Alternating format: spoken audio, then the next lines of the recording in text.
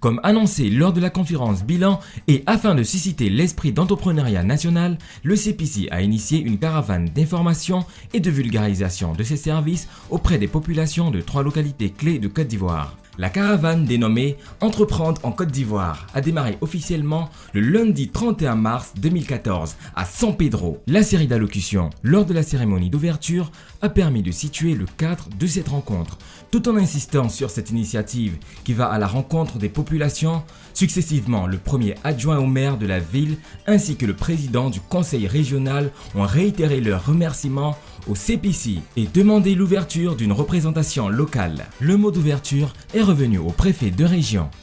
Accueillir la caravane Entreprendre en Côte d'Ivoire est pour nous une aubaine à saisir, car il s'agit de l'avenir économique de la région. Je voudrais adresser mes remerciements appuyés à Monsieur le Directeur Général du CPC, tout en souhaitant plein succès à vos activités. Je vous remercie de votre aimable attention. À sa suite, M.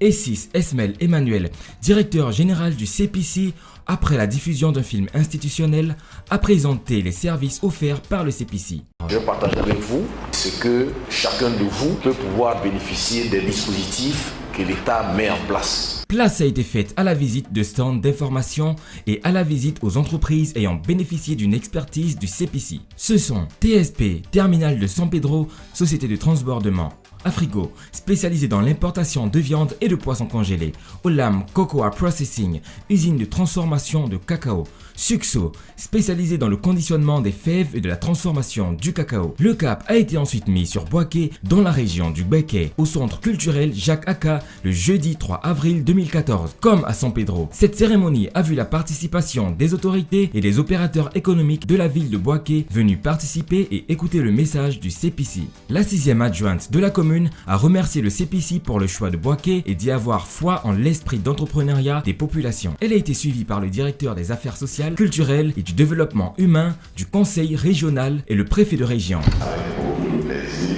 et de fierté, je dirais même avec beaucoup d'espérance, que nous accueillons cette caravane ici à Boaké. Après la diffusion d'un film institutionnel retraçant les potentialités ivoiriennes, c'est au tour du directeur général du CPC de faire une présentation de son institution. Le CPC demeure votre interlocuteur. Nous sommes là pour vous. Nous voulons partir chargés de vos préoccupations et avec l'aide de Monsieur le Préfet pouvoir les porter au niveau du gouvernement. Je vous remercie. Direction la visite aux entreprises ayant bénéficié de son appui. Ce sont CIMAB, Centre d'imagerie et d'analyse, spécialisé dans l'exploration biologique, CASA, spécialisé dans la transformation de la noix de cajou, Oléol, spécialisé dans la transformation du coton en huile. Toutes ces visites ont été meublées par un parcours nous présentant les installations de chaque entreprise. Yamoussoukro fut la dernière étape de la caravane Entreprendre en Côte d'Ivoire. Comme d'accoutumé, cette dernière étape de la caravane a vu la participation des autorités, des opérateurs économiques et des populations ayant soif d'informations sur le CPC. Le 5e adjoint au maire a ouvert la série des allocutions et remercié le CPC pour le choix de Yamoussoukro. Il a été suivi par le 5e vice-gouverneur représentant le gouverneur du district. Le discours d'ouverture a été donné par le préfet de région.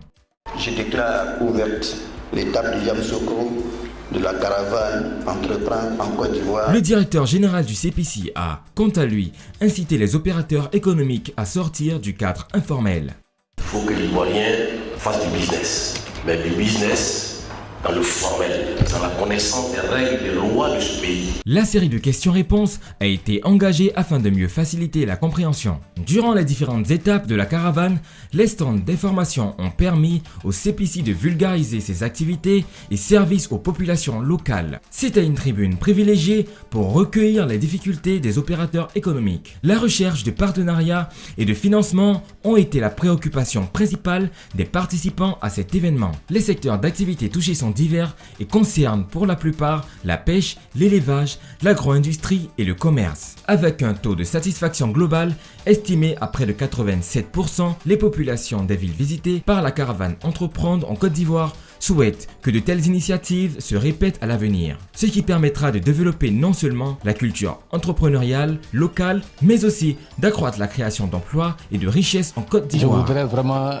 remercier le directeur de CEPICI.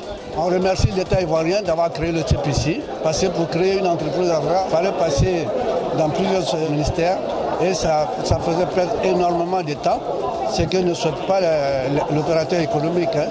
C'est dans cette ambiance et avec un esprit de défi que s'est achevée la première édition de la caravane Entreprendre en Côte d'Ivoire du CEPICI le samedi 5 avril 2014.